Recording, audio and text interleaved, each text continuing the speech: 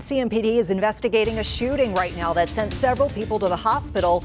This happened in Uptown this morning. Let's turn now to WCNC Charlotte's Jesse Pierre. Jesse, what more have you learned? Well, first off, I spoke to someone who says the sounds of the gunshots pretty much woke him up out of bed. Now, the Uptown area is pretty much looking back to normal, but it was a different scene this morning with several police officers here and 4 people shot. Now, at the same time, we have learned from police that they say that it all started with an argument. Things got heated and then shots went off. Crime as a whole is concerning across the nation. I don't care where you live. Several markings could be seen on the ground where gunfire erupted in the heart of Charlotte. CMPD says it happened just before 2:30 in the morning Monday. Police responded to a shooting near East 5th Street in North Tryon.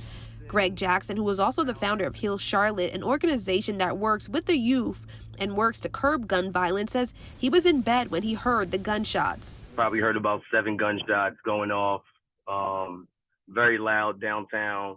Wondering what was going on, seeing CMPD in action, but knowing that somebody was in harm's way. When police got here, they didn't see any victims at the scene, but learned that multiple people were hurt in the shooting and took themselves to the hospital.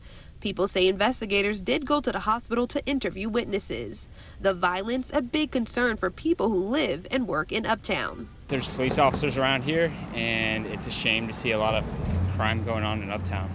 I think I have concerns for the nation and for the world as it relates to our hands too proximate to weapons, and then our inability in the skill development to pause for a minute to think about what we're doing.